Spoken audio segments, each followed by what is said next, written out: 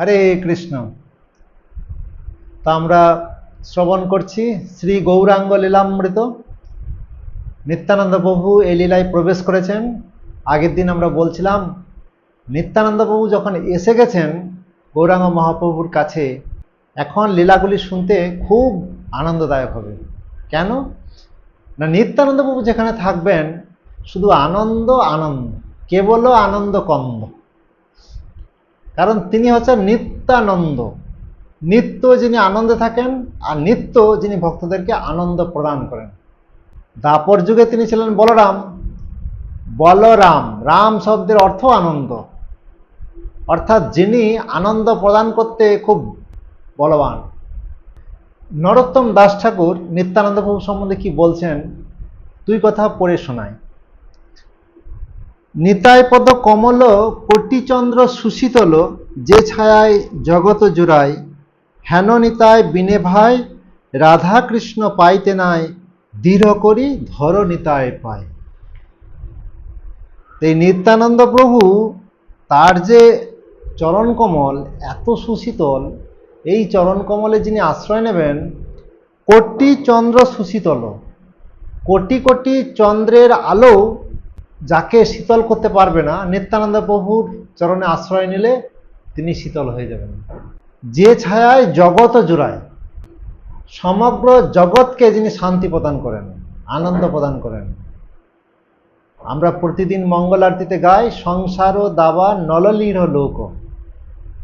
এই সংসারটা হচ্ছে দাবানলের মতো। বনে যেমন দাবানল লাগে তখন সব কিছু পুরে ছারখার হয়ে যায়, কোনো শান্তি নেই। সংসারেও তাই, শুধু দুঃখ আর অশান্তি লেগেই থাকে, ঝোট ঝামেলা উদ্বেগ উৎকণ্ঠা লেগেই আছে।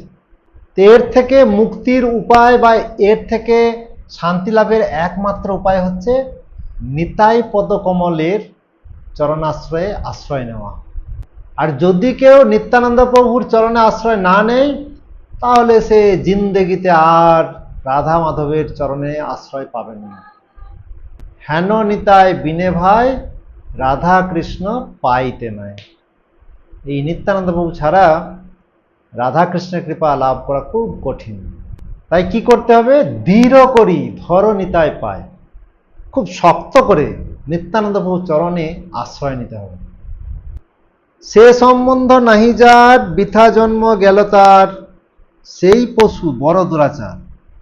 এটা যে জানে না নিত্যানন্দ প্রভুর সাথে যিনি সম্পর্ক রাখবেন না, বৃথা জন্ম গেল তার, তার জন্মটা বৃথা গেল। সেই পশু বড় দুরাচার। তাকে আর মানুষ বলা যাবে না, তাকে নরোত্তম দাস ঠাকুর পশু বলছেন। সেই পশু বড় দুরাচার, দুরাচারী পশু। নিতাই না বলিলে মুখে, মজিলে সংসার সুখে, বিদ্যাকুলে কি করিবে তার। যদি মুখে নিত্যানন্দ গৌরাঙ্গ এই সমস্ত নাম না করব, যদি নিত্যানন্দ প্রভুর চরণে আশ্রয় না নেব, মজিল সংসার সুখে, আর এই জাগতিক সংসারের সুখে যারা মত্ত হয়ে রয়েছে, বিদ্যা কুলে কি করিবে তার। সে যত বড়ই পণ্ডিত হোক না কেন, হতে পারে পিএইচডি, হতে পারে বৈজ্ঞানিক, হতে পারে বড় ডক্টর, কি করবে? কিছু টাকা উপার্জন করবে, আর সেই টাকাগুলো দিয়ে তারা পাপ কর্ম করবে, আর তার ফলে নরকে যাবে। আবার জন্ম নেবে, আবার পাপ কর্ম করবে, আবার নরকে যাবে। এই মনুষ্য জন্ম পেয়ে 2 দিনের সুখ ভোগ করে কি লাভ হলো? সারা জীবনটাই তো বেকার হয়ে গেল। এই সমস্ত তথাকথিত বিদ্যা বা তথাকথিত পাণ্ডিত্য বা কুল, অর্থাৎ বংশ, ব্রাহ্মণ কুল, ধনী বণিক পরিবারের কুল, কি করবে? মানুষকে শুধু ভোগমুখী করে, মানুষকে পাপ করায়, মানুষকে সঠিক পথ দেখায় না। যদি সত্যি সত্যিই কেউ আনন্দ পেতে চায়, তাহলে তাকে নিত্যানন্দ প্রভুর চরণ কমলে আশ্রয় নিতেই হবে। সকলের কাছে বিনীত নিবেদন, আপনারা একটু ধৈর্য সহকারে শ্রবণ করুন নিত্যানন্দ প্রভু এবং গৌরচন্দ্র প্রভুর লীলা কথা। অপূর্ব লীলা কথা এবং খুব আনন্দদায়ক লীলা কথা। আগের দিন আমরা শ্রবণ করলাম কিভাবে নিত্যানন্দ প্রভু এলেন, নন্দন আচার্যের বাড়িতে রইলেন এবং প্রভু বিশ্বম্ভর প্রথম নিত্যানন্দ প্রভু ডেকে এনে বাড়িতে প্রসাদ পাওয়ালেন, তারপরের দিনে শ্রীবাস ঠাকুর প্রসাদ পাওয়ালেন। এখন প্রভু বিশ্বম্বর নিত্যানন্দ প্রভু ধরেছেন যে খুব তাড়াতাড়ি আপনার ব্যাস পূজা করতে চায়। আগামী কালকেই হচ্ছে পূর্ণিমা তিথি, খুব ভালো তিথি, এই তিথিতেই আপনার ব্যাস পূজাটা সম্পন্ন করে নিন। কিন্তু ব্যাস পূজাটা কোথায় করলে ভালো হয় বলুন তো? শোনো শোনো নিত্যানন্দ শ্রীপাদ গোসাই, ব্যাস পূজা তোমার হইবে কোনঠায়? কালী হইবে পূর্ণমাসী ব্যাসের পূজন, আপনে বুঝিয়া বলো যারে লয় মন। তো নিত্যানন্দ প্রভুকে প্রভু বিশ্বম্ভর বলছেন, তো কোথায় করলে আপনার ভালো হয় আপনি বলুন, আপনি যেখানে বলবেন সেখানেই ব্যাস পূজা সুসম্পন্ন হবে। তখন সামনে শ্রীবাস পণ্ডিত দাঁড়িয়েছিলেন, নিত্যানন্দ প্রভু হাত ধরে শ্রীবাসকে টেনে এনে বলছেন, এই যে প্রভু, এই যে এই বেটে লোকটার বাড়িতে ব্যাস পূজাটা হলে ভালো হয়। হাসি বলে নিত্যানন্দ, শুনো বিশ্বম্ভর, ব্যাস পূজা এই মোর বামনার ঘর। হাসতে হাসতে নিত্যানন্দ প্রভু বলছেন, প্রভু এই শ্রীবাসের বাড়িতে ব্যাস পূজাটা হলে খুব ভালো হয়। ও বিশ্বম্বর তখন বলছেন, আরে শ্রীবাসের বাড়িতে? শ্রীবাস বেচারা এমনিতে তাদের কোনো ইনকাম নেই, তারপরে আবার তার মাথায় এত বড় ভার চাপিয়ে দেবে, এটা কি ঠিক হবে? তখন শ্রীবাস পণ্ডিত বলছেন, শ্রীবাস পণ্ডিত বলেন, প্রভু কিছু নহে ভার, তোমার প্রসাদে সর্ব ঘরেই আমার। বস্ত্র, মুদ্গ, যজ্ঞসূত্র, ঘিত, গুয়া পান, বিধিযোগ্য যত সহ্য সব বিদ্যমান। শ্রীবাস পণ্ডিত একথা শুনে অত্যন্ত প্রসন্ন। আহা, নিত্যানন্দ প্রভুর ব্যাস পূজা হবে আমার বাড়িতে, আমি কত ধন্য, কত সৌভাগ্যবান। আর বলছেন যে প্রভু কোনো চিন্তা নেই, আপনার কৃপায় আমার বাড়িতে সব কিছু আছে, চাল আছে, মুগ ডাল আছে, তেল আছে, সবজি আছে, ফলমূল আছে, আর যজ্ঞের যা কিছু প্রয়োজন সব কিছু রয়েছে, আপনার কোনো চিন্তা নেই। তবে এই যে ব্যাস পূজা করার জন্য যে বিধিনিষেধের বই সেটি কিন্তু আমার কাছে নেই, কোনো চিন্তা নেই, আমি কারো কাছ থেকে ধার করে এনে আমি নিত্যানন্দ প্রভুর ব্যাস পূজা সুসম্পন্ন করব সমস্ত বৈষ্ণবদের সহযোগিতায়। তো ঠিক হয়ে গেল। প্রভু বিশ্বম্বর সমস্ত ভক্তদের বললেন, চলো সবাই আমরা শ্রীবাসের বাড়িতে যাই, সেখানে গিয়ে উচ্চস্বরে আমরা হরিনাম সংকীর্তন করব, আর সাথে সাথে আমরা প্রভু নিত্যানন্দের ব্যাস পূজা সুসম্পন্ন করব। সমস্ত ভক্তরা চলে এলেন। এই ব্যাস পূজা সংগঠিত হলো বিকাল বেলায়, বিভিন্ন জায়গা থেকে সব ভক্তরা এলেন।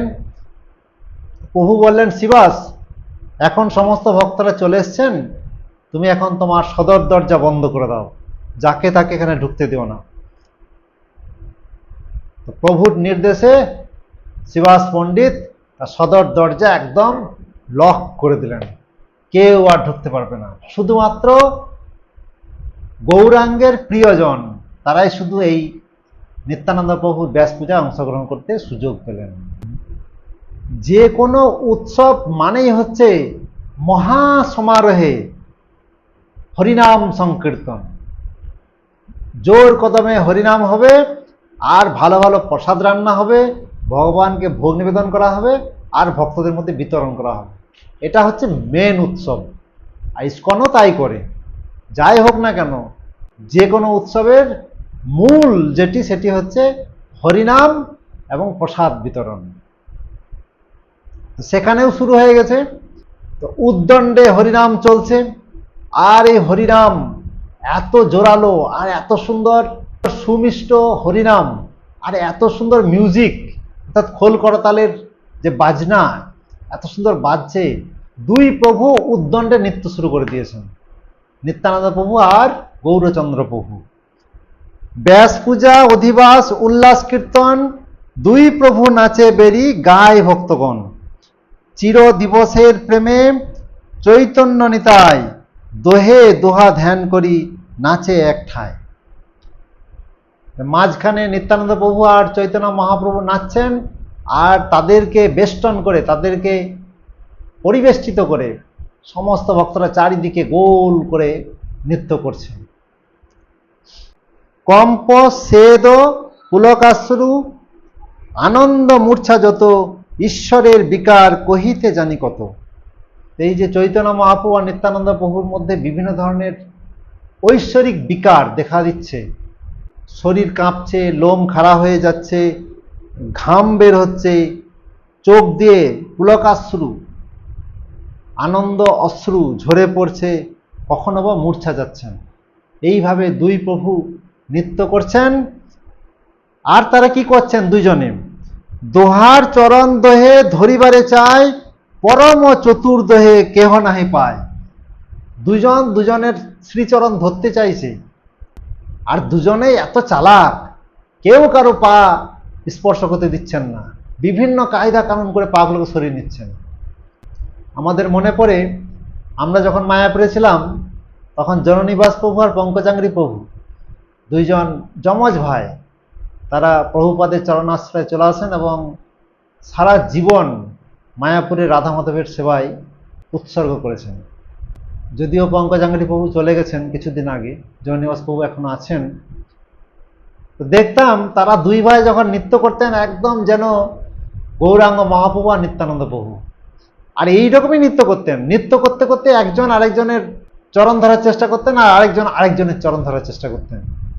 কিন্তু দুজনেই খুব চতুর, সহজে চরণ ধরতে দিতেন না। ঠিক সেই রকম নিত্যানন্দ প্রভু এবং গৌরাঙ্গ মহাপ্রভু এইভাবে নৃত্য করছেন, কিন্তু চরণ কেউ ধরতে পারছেন না। যে নিত্যানন্দ প্রভু, যিনি হচ্ছেন অনন্ত দেব, যিনি সারা বিশ্ব ব্রহ্মাণ্ডকে ধারণ করে রাখেন, তিনি যদি নৃত্য করেন তাহলে পৃথিবী মায়ের কি অবস্থা হতে পারে। টলমল ভূমি নিত্যানন্দ পদতলে, ভূমিকম্প হেন মানে বৈষ্ণব সকলে। পৃথিবী মাতা টলমল করছে, যেন মনে হচ্ছে ভূমিকম্প হচ্ছে। এইভাবে দুই প্রভু নৃত্য করছেন। নৃত্য করতে করতে হঠাৎ করে চৈতন্য মহাপ্রভু তিনি নিত্যানন্দ প্রভুর আবেশে, অর্থাৎ বলরামের আবেশে তিনি হুঙ্কার ছাড়ছেন। আর তিনি কি বলছেন? নিত্যানন্দ প্রতি বলে শ্রী গৌর সুন্দর, ঝাট দেহ মোরে হল মুসল সত্তর। চৈতন্য মহাপ্রভু বলছেন, তাড়াতাড়ি নিয়ে এসো, আমার সেই নাঙলটা কোথায়, আমার সেই মুসলটা কোথায়। নিত্যানন্দ প্রভু বলছেন, আর নিত্যানন্দ প্রভু এইভাবে দুটো হাত বাড়িয়ে এইভাবে মহাপ্রভুকে দিয়ে দিলেন, এই যে আপনার মুসল আর এই যে আপনার লাঙ্গল। মহাপ্রভু নিলেন। ভক্তরা দেখছেন, আরে নিত্যানন্দ প্রভু কি করলেন? এটা দুই হাত বাড়িয়ে মহাপ্রভুকে ধরিয়ে দিলেন, কি ধরালেন? কিছু তো দেখা যাচ্ছে না। আবার কেউ কেউ ভাগ্যবান যারা, তারা আবার দেখতে পেলেন, হ্যাঁ সত্যি সত্যি সে দিব্য লাঙ্গল আর দিব্য মুসল গৌরাঙ্গ মহাপ্রভু দিলেন। কর দেখে কেহ আর কিছুই না দেখে, কেহ বা দেখিল হল মুসল প্রত্যক্ষে। কেউ কেউ দেখতে পেলেন, ভাগ্যবান ব্যক্তি যারা, আর কেউ কেউ দেখতে পেলেন না। নিত্যানন্দ স্থানে হল মুসল লইয়া, বারুণী বারুণী প্রভু ডাকে মত্ত হইয়া। এইভাবে লাঙ্গল আর মুসল পাওয়ার পর গৌরাঙ্গ মহাপ্রভু বারুণী বারুণী করে চিৎকার করছেন। বারুণী হচ্ছে এক প্রকার ভেষজ লিকুইড, যেটা খেলে মানে শরীর আর উত্তেজিত হয়, নৃত্য করতে সুবিধা হয় এবং পাগল পাগল ভাব আসে। মানে এই বারুণীরই বিকল্প এখন ওই গাঁজা সিদ্ধি এই সমস্ত আর কি। তখন সমস্ত ভক্তরা যুক্তি করছেন, আরে কি করা যায়, প্রভু তো এখন বারুণী চাইছেন। নিত্যানন্দ প্রভু সমস্ত ভক্তদেরকে বুঝিয়ে দিলেন, আরে তোমরা কলসি করে গঙ্গার জল নিয়ে এসো, প্রভুকেই গঙ্গার জল দিয়ে দেবো। তো তখন সমস্ত ভক্তরা কলসি করে গঙ্গার জল নিয়ে এসছেন, নিত্যানন্দ প্রভু দিচ্ছেন, আর নিত্যানন্দ প্রভু মহাপ্রভুকে দিয়ে দিচ্ছেন। আর মহাপ্রভু সে ঢক ঢক ঢক ঢক করে এসে গঙ্গার জল পান করছেন, যেন বারুণী সেবন করছেন। তো এখন তো বারুণী পান হয়ে গেল, প্রভু আরো মত্ত হয়ে গেছেন হরিনামে, আরো মত্ত হয়ে তিনি ন্যাড়া ন্যাড়া কোথায়, ন্যাড়া তুমি কোথায়, এইভাবে চিৎকার করছেন। ভক্তরা তখন ভাবছেন, আরে নেরা, কে নেরা, কাকে নেরা বলছেন? প্রভু বিশ্বম্বর তখন বলছেন, আরে ওই যে নেরা, যার ডাকে আমি এখানে এলাম। আমি তো বৈকুণ্ঠে বেশ ভালোই ছিলাম, এই নেরা আমাকে থাকতে দিলেন না বৈকুণ্ঠে, তার ডাকে আমাকে আসতে বাধ্য করলো, তাই তো আমি এলাম। তখন ভক্তরা সব বলা বলি করছে, আরে কে নেরা? তখন প্রভু নিজেই বলে দিচ্ছেন, অদ্বৈত আচার্য বলি কথা কহজার, সেই নেরা লাগি মোর এই অবতার।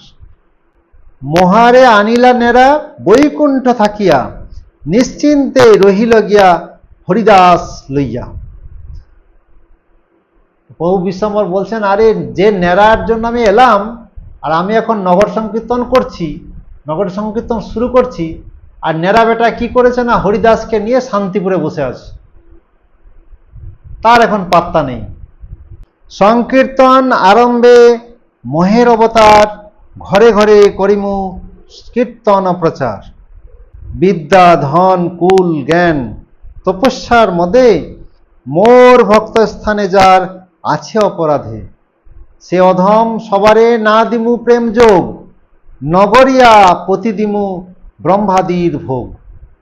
প্রভু বলতে চাইছেন, আমার ভক্তদেরকে যারা বিভিন্নভাবে নির্যাতন করেছে, উপহাস করেছে, নিন্দা চর্চা করেছে, আমি তাদেরকে এই কৃষ্ণ প্রেম প্রদান করব না।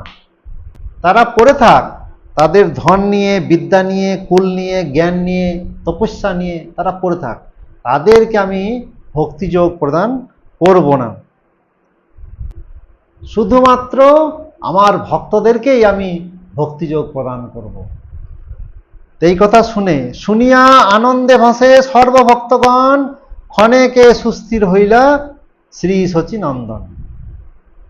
প্রভুর মুখ থেকে এত সুন্দর কথা শুনে সমস্ত ভক্তরা আনন্দে নৃত্য করছেন, হরিবোল হরিবোল বলছেন। আর তখন প্রভুর বাহ্যজ্ঞান ফিরে এসছে। বাহ্যজ্ঞান ফিরে এসেই প্রভু বলছেন, আরে আমি কিছু ভুল কিছু করলাম নাকি? আমি কোনো কিছু চঞ্চলতা করলাম নাকি? প্রভুরা বলছেন, না না প্রভু, কিচ্ছু করেননি। কি চাঞ্চল্য করিলাও প্রভু জিজ্ঞাসা হয়, ভক্ত সব বলে কিছু উপাধিক নয়। বেশি কিছু করেননি, অল্প একটু। সবারে করেন প্রভু প্রেম আলিঙ্গন, অপরাধ মোর না লইবা সর্বক্ষণ। তখন প্রভু সকলকে আলিঙ্গন করলেন এবং বললেন, দেখো তোমরা কেউ অপরাধ নিও না, কি জানি আমি কৃষ্ণ আবেশে মত্ত হয়ে কি না কি বলেছি আর কি না কি করে ফেলেছি। প্রভু বিশ্বম্ভরের বাহ্যজ্ঞান ফিরে এলেও নিত্যানন্দ প্রভুর বাহ্যজ্ঞান এখনো আসেনি, তিনি কিন্তু এখনো সেই গড়াগড়ি যাচ্ছেন। সম্বরণ নহে নিত্যানন্দের আবেশ, প্রেম রসে বিহ্বল হইয়া প্রভু শেষ। ক্ষণে হাসে, ক্ষণে কাঁদে, ক্ষণে দিগম্বর, বাল্যভাবে পূর্ণ হইল সর্বকলেবর। কোথায় থাকিল দণ্ড, কোথায় কমণ্ডুল, কোথায় বা বসন গেল, নাহি আদিমূল। তো নিত্যানন্দ প্রভু সেই কৃষ্ণ প্রেমের আবেশে, তার হাতে কমণ্ডুল ছিল, লাঠি ছিল, কোথায় ভেঙে চুরমার হয়ে গেল, তা এমনকি তার শরীরের বসন পর্যন্ত খুলে গেছে, কোনো হুঁশ নেই। কারণ যিনি কৃষ্ণ চিন্তায় মগ্ন, তিনি বাহ্য চিন্তা কি করে করবেন? তো তখন মহাপ্রভু নিত্যানন্দ প্রভুর কাছে গিয়ে নিত্যানন্দ প্রভুকে ধরে বাহ্যজ্ঞান ফিরে নিয়ে এলেন। নিত্যানন্দ প্রভুকে সে আবেশ থেকে মুক্ত করলেন। চঞ্চল হইয়া নিত্যানন্দ মহাধীর, আপনে ধরিয়া প্রভু করিলেন স্থির। স্বয়ং বিশ্বম্বর তিনি গিয়ে নিত্যানন্দ প্রভুকে আবার বাহ্যজ্ঞানে ফিরিয়ে নিয়ে এলেন। আর প্রভু বিশ্বম্বর নিত্যানন্দ প্রভু বলছেন, শোনো শ্রীপাদ, আগামীকাল তোমার ব্যাস পূজা, তা আজ থেকে এইভাবে মত্ত হয়ে গেলে হবে? চলো সকলে আমরা এখন বাড়ি ফিরে যাই, আর নিত্যানন্দ প্রভু এখানেই থাক শিবাসের বাড়িতে। আগামীকাল সকাল থেকে শুরু হবে ব্যাস পূজা মহামহোৎসব। এইভাবে অধিবাস হয়ে গেল, এবং অধিবাস হয়ে যাওয়ার পর খইকলা প্রসাদ খেতে খেতে সমস্ত ভক্তরা নিজ নিজ বাড়িতে ফিরে গেলেন। নিত্যানন্দ প্রভু থেকে গেলেন শিবাসের বাড়িতেই। আর প্রভু বিশ্বম্বর চললেন তার নিজের বাড়িতে।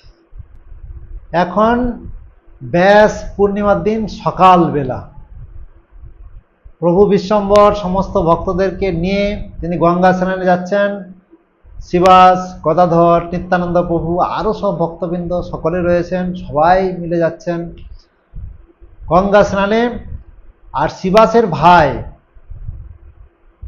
শ্রীরাম পণ্ডিত তিনি ওই নিত্যানন্দ প্রভুর কমণ্ডল, লাঠি এগুলো খুঁজে খুঁজে বের করে এনে নিত্যানন্দ প্রভুর হাতে দিয়েছেন। আর সেইগুলো কি করেছেন নিত্যানন্দ প্রভু?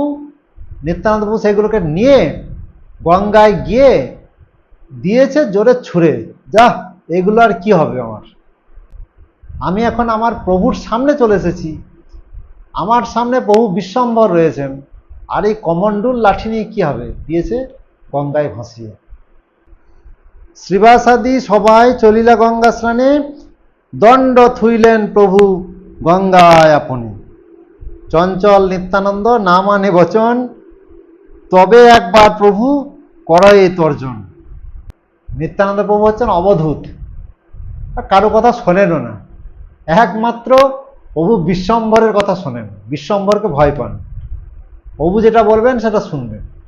আর বাকি ভক্তরা কে কি বললো নিত্যানন্দ প্রভু যায় আসে না। নিত্যানন্দ প্রভুর এই যে সন্ন্যাসীর লাঠি গঙ্গায় ভাসিয়ে দিলেন, তাতে চৈতন্য মহাপ্রভু একটু বকা দিলেন, নিত্যানন্দ প্রভু একটু মুচকি হেসে দিলেন। তারপরে কি ঘটেছে, তখনকার দিনে গঙ্গায় কুমির থাকতো, কখনো কখনো কুমির ঘাটে এসে ভক্তদেরকে ডিস্টার্ব করত। তো ওই রকমই একটা কুমির এসে কিছু ভক্তকে তাড়া করেছে। ভক্তরা তখন কুমির কুমির কুমির করে একদম ডাঙায় উঠে গেছে। আর নিত্যানন্দ প্রভু তখন সামনেই দাঁড়িয়েছিলেন, কুমির কোথায় কুমির, আর কুমিরের সামনে দিয়েছে ঝাঁপ, কুমিরটাকে গিয়েছে ধরতে। আর নিত্যানন্দ প্রভু দেখে কুমির দিয়েছে দে ছুট। কুমির দেখিয়া তারে ধরিবারে যায়, গদাধর শ্রীনিবাস করে হায় হায়। সবাই কুমির দেখে ভয়ে পালিয়ে যাচ্ছে, আর নিত্যানন্দ প্রভু ওই কুমিরটাকে ধরবে, ধরে ওকে সাজা দেবে, কেন ভক্তদের ভয় দেখাবে। আর নিত্যানন্দ প্রভু দেখে কুমির ভয়ে পালিয়ে যাচ্ছে। এই ঘটনাটা দেখে গদাধর পণ্ডিত এবং শিবাস ঠাকুর খুব ভয় পেয়ে গেছেন, আরে যদি নিত্যানন্দ প্রভুকে কামড়ে দেয় কুমিরে। কিন্তু নিত্যানন্দ প্রভুর কোনো ভয় নেই, কাউকে ভয় করেন না। তিনি কাকে ভয় করবেন? যার ভয়ে স্বয়ং ভয়ও ভয় পান, তাকে সামান্য একটা কুমির কি ভয় দেখাবে। সাঁতারে গঙ্গার মাঝে নির্ভয় শরীর, শ্রী চৈতন্যের বাক্যে মাত্র কিছু হয় স্থির। এইভাবে কুমিরকে তাড়া করতে করতে একদম মাঝ গঙ্গায় চলে গেছেন, আর সেখানে আনন্দে আপনার সাঁতার কাটছেন নিত্যানন্দ প্রভু। সবাই ডাকছে, গদাধর ডাকছেন, শিবাস পণ্ডিত ডাকছেন, প্রভু নিত্যানন্দ প্রভু আর যাবেন না, অনেক কুমির আছে, অসুবিধা হবে, আপনি চলে আসুন। কোনো ভ্রুক্ষেপ নেই।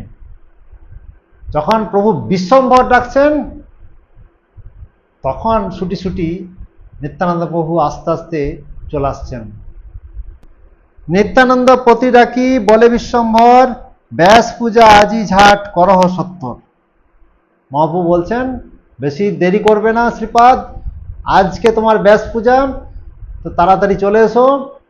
এই কথা শুনেই প্রভু নিত্যানন্দ আর দেরি করেননি, তাড়াতাড়ি ঘাটে চলে এসছেন এবং তাড়াতাড়ি বাড়িতে ফেরার জন্য প্রস্তুত হচ্ছেন। শুনিয়া প্রভুর বাক্য উঠিলা তখনে, স্নান করি গৃহে আইলেন প্রভু শোনে।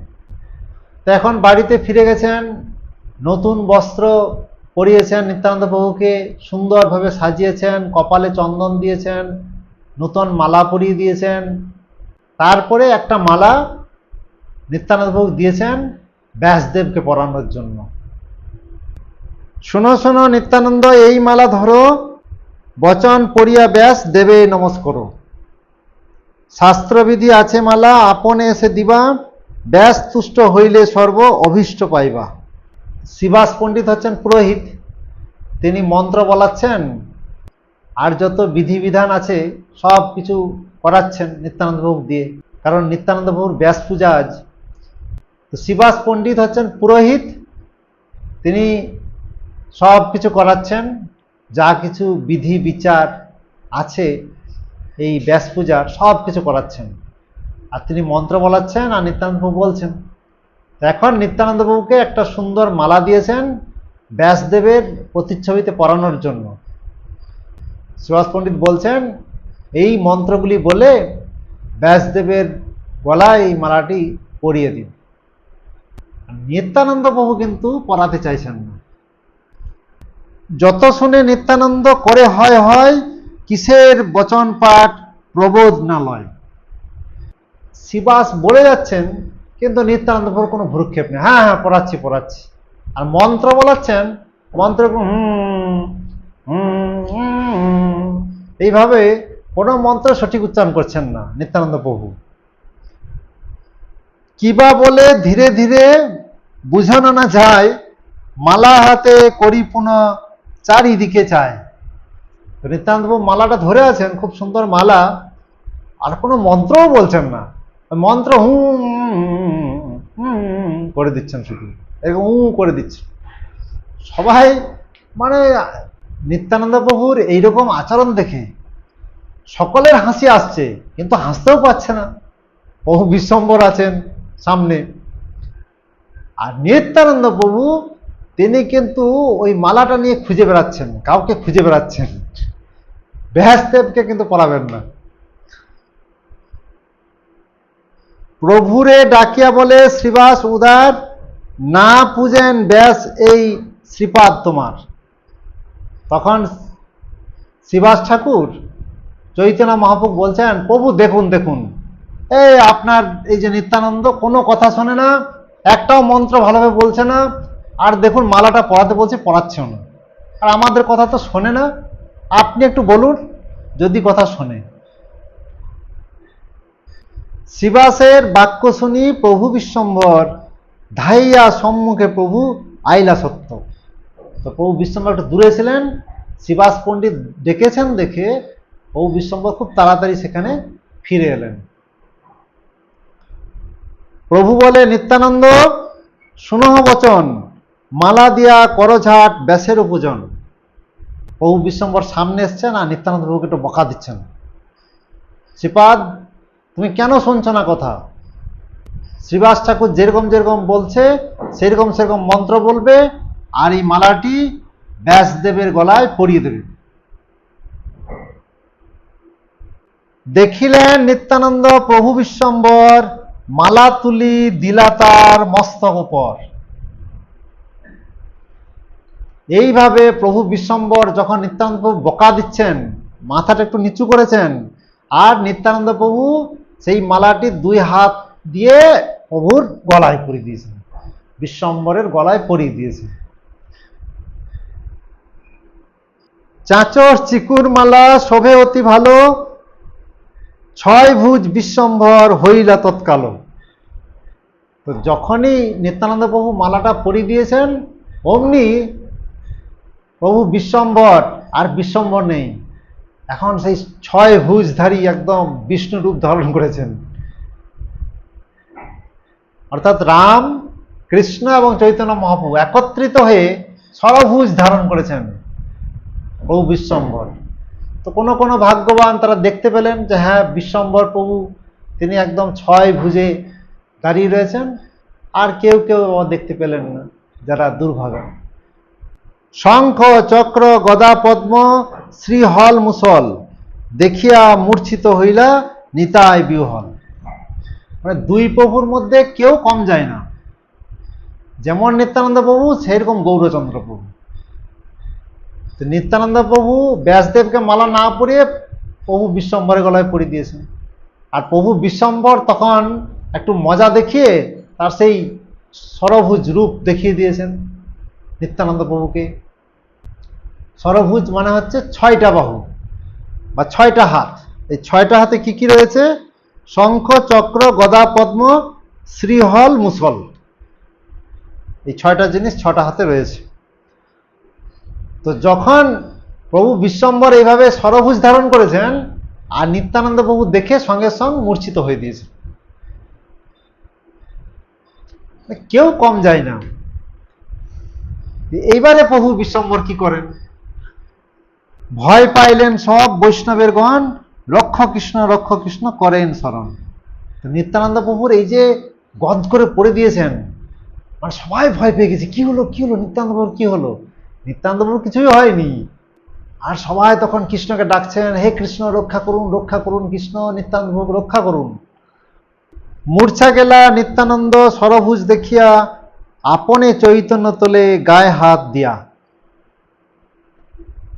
তো যখন নিত্যানন্দ প্রভু মূর্ছা গেছেন, তখন অমনি আবার গৌরাঙ্গ মহাপ্রভুর সেই সরভুজ শেষ, আবার তিনি নিজের রূপে ফিরে এসে নিত্যানন্দ প্রভুকে হাত ধরে তোলার চেষ্টা করছেন। গৌরাঙ্গ মহাপ্রভু তুলেছেন, আর সেই সময় গৌরাঙ্গ মহাপ্রভু নিত্যানন্দ প্রভুর কিছু স্তুতি করছেন, খুব সুন্দর সুন্দর স্তুতি। তোমার সে প্রেম ভক্তি তুমি প্রেমময়, বিনা তুমি দিলে কারো ভক্তি নাই হয়।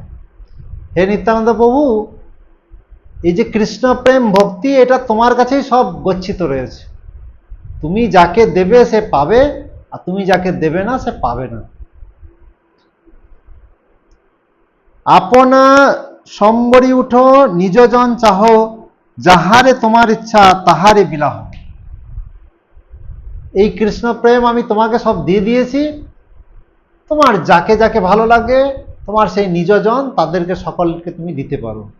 তুমি যাকে ইচ্ছা করো দাও, যাকে ইচ্ছা না দাও, এতে আমার কোনো আর অধিকার নেই।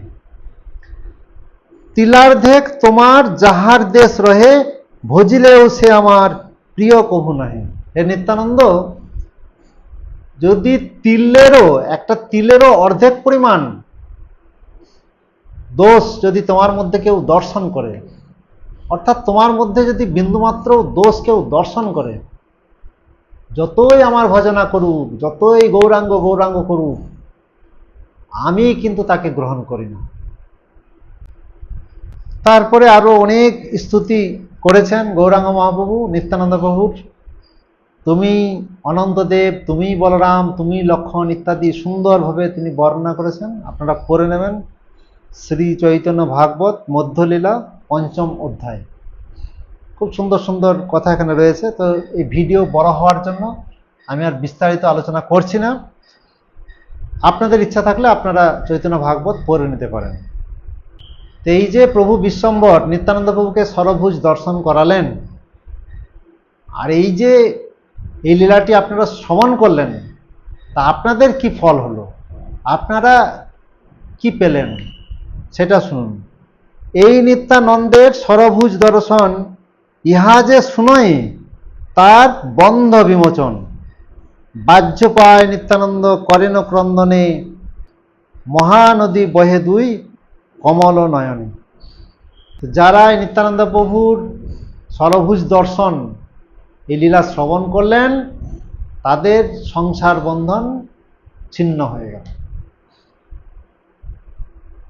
আর এইভাবে মহাপ্রভু যখন নিত্যানন্দ প্রভুকে উঠালেন, তো নিত্যানন্দ প্রভু কখনো হাসছেন কখনো কাঁদছেন, আর তার দুই চোখ দিয়ে আনন্দের অশ্রুধারা বয়ে যাচ্ছে, যেন মহা নদী প্রবাহিত হচ্ছে, এরকম অশ্রুধারা বয়ে যাচ্ছে। সভাপতি মহাপ্রভু বলিলা বচন, পূর্ণ হইল ব্যাস পূজা করহ কীর্তন। পাইয়া প্রভুর আজ্ঞা সবে আনন্দিত, চৌদিকে উঠিল কৃষ্ণ ধ্বনি আচম্বিত। এই যে নিত্যানন্দ প্রভু এমন ঘটনা ঘটালেন, চৈতন্য মহাপ্রভু গলায় মালা পরিয়ে দিলেন, অর্থাৎ নিত্যানন্দ প্রভু বোঝাতে চাইলেন চৈতন্য মহাপ্রভুর উপাসনা করলে, চৈতন্য মহাপ্রভু পূজা করলে সব পূজা হয়ে যায়, আর আলাদা করে ব্যাসদেবের পূজা করার কোনো প্রয়োজন নেই। তো তারপর চৈতন্য মহাপ্রভু ডিসমিস করে দিলেন, ঠিক আছে ঠিক আছে, এইখানেই সমাপ্ত ব্যাস পূজা, আর কিছু করার দরকার নেই, এখন যা রান্না হয়েছে সব ভগবানকে ভোগ লাগাও আর প্রসাদ পাও। ঠাকুর পণ্ডিতপতি বলে বিশ্বম্ভর, ব্যাসের নৈবেদ্য সব আনহ সত্তর। ততক্ষণে আনিলেন সর্ব উপহার, আপনেই প্রভু হস্তে দিলেন সবার। তারপরে শ্রীবাস পণ্ডিতকে বিশ্বম্বর প্রভু বললেন যে সব নিয়ে এসো, প্রসাদ যা হয়েছে প্রসাদ সব নিয়ে এলেন, আর প্রভু বিশ্বম্বর নিজের হাতে সমস্ত ভক্তদেরকে প্রসাদ বিতরণ করলেন। প্রভুর হস্তের দ্রব্য পাই ততক্ষণ আনন্দে ভোজন করে ভাগবতগণ, যতেক আছিল সেই বাড়ির ভিতরে সবারে ডাকিয়া প্রভু দিলা নিজ করে। তো প্রভু সমস্ত ভক্তদেরকে প্রসাদ পাওয়ালেন, নিজের হাতে পরিবেশন করলেন প্রভু, এবং তারপর শ্রীবাসের বাড়িতে যত চাকর বাকর আত্মীয় স্বজন যত ছিল সবাইকে দিলেন, কাউকে বাদ দিলেন না। ব্রহ্মাদি পাইয়া যাহা ভাগ্য হেন মানে, তাহা পায় বৈষ্ণবের দাস দাসীগণে। এসব কৌতুক যত শ্রীবাসের ঘরে, এতে কে শ্রীবাস ভাগ্য কে বলিতে পারে। এইভাবে শ্রীবাসের বাড়িতে ভগবান চৈতন্য মহাপ্রভু আর কতই না লীলা করলেন। তাই শ্রীবাস পণ্ডিতের যে ভাগ্য, এই ভাগ্যের পরিমাণ কে বর্ণনা করতে পারবে।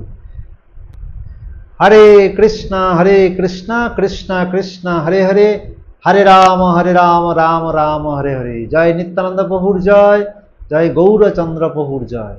হরে কৃষ্ণ।